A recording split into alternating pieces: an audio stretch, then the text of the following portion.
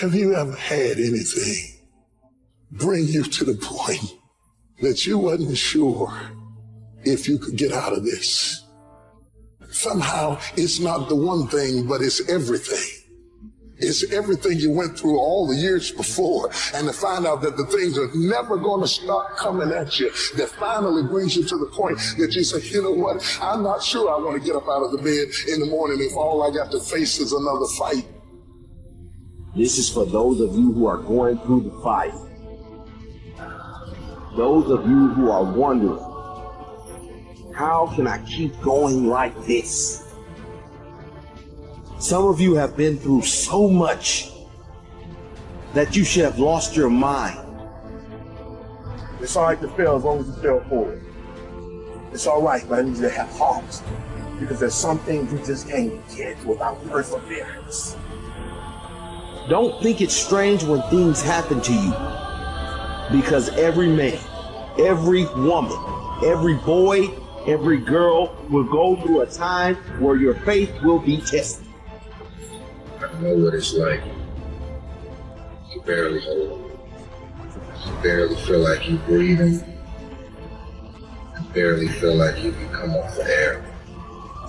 Look up. Look up and recognize that there is a way out. There is a path for you to take. And it's not an easy path. It takes courage and it's hard. But what is the other choice? What else can we do?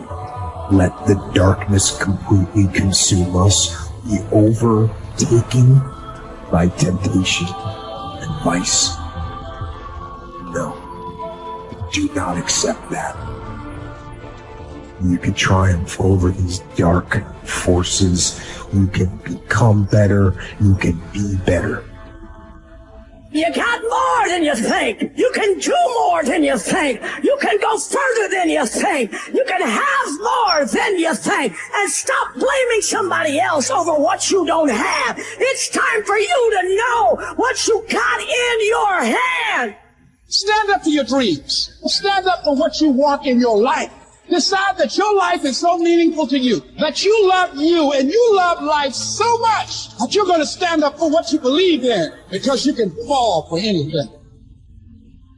And so by being committed to everything that I started, I finished it and built a certain type of spirit. It built a certain type of mentality. And so now I couldn't quit even if I wanted to. I couldn't stop even if I wanted to. I had too much sweat equity in my life and everything that I was doing. When it gets tough, I'm going to press my way. When I get tired, I'm going to press my way. When it's not convenient, I'm going to press my way. When my heart is broken, I'm going to press my way. When I'm rejected, I'm going to press my way. When I'm broke, I'm going to press my way. When I'm despaired, I'm going to press my way. You would just believe that your day coming, that the sacrifices you are making today, they gonna pay off. But if you do not believe, it ain't gonna happen. So I need you to work on your faith. I need you to wake up every day and say, today ain't today, but my day coming. And I will not give up until I get to that day. I will not stop. I will not give up. I will not give in until my day comes.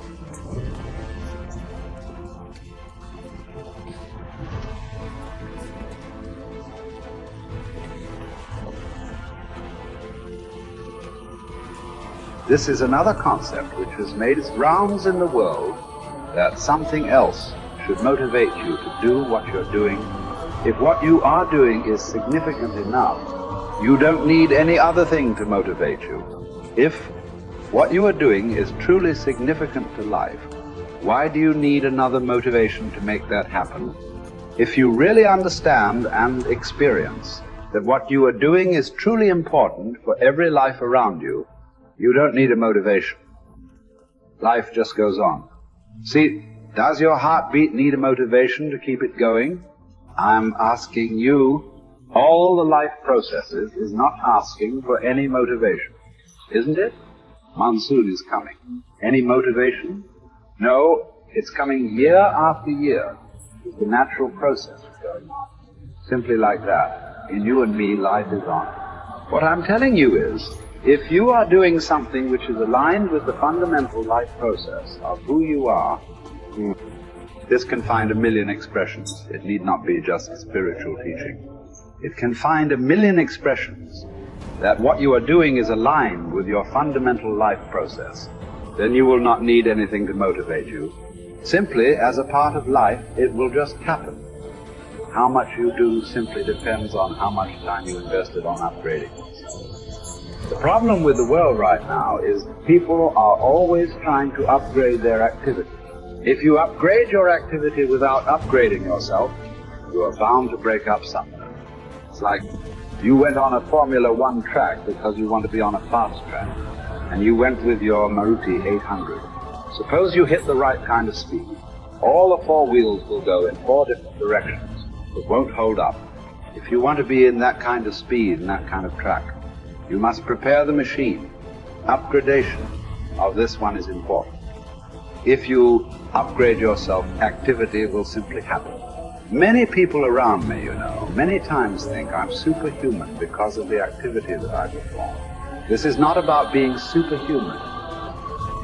If you explore the possibilities of being human, if you explore the possibilities of the immensity of being human, you will realize you don't have to be a superhuman.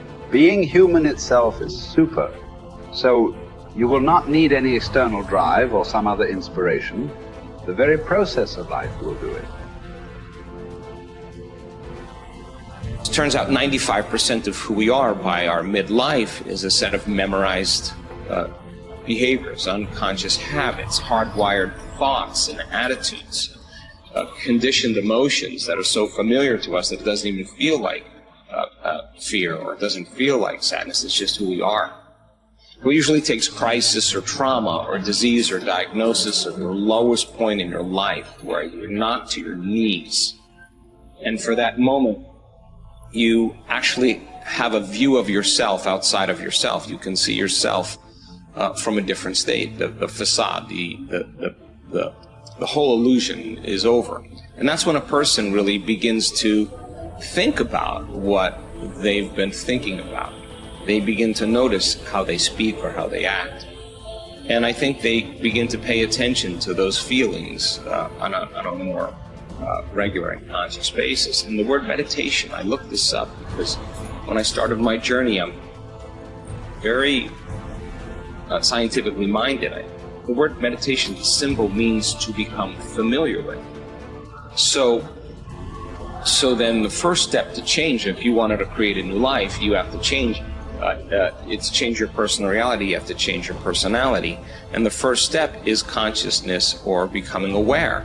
So the moment you become conscious of your unconscious thoughts, the moment you become aware of your automatic reflexive habits and your emotional reactions, the moment you can become so conscious of those unconscious states of mind and body that you don't go unconscious again, so familiar with those states. And how many times do we have to forget or go unconscious till we no longer forget or go unconscious and we stay conscious?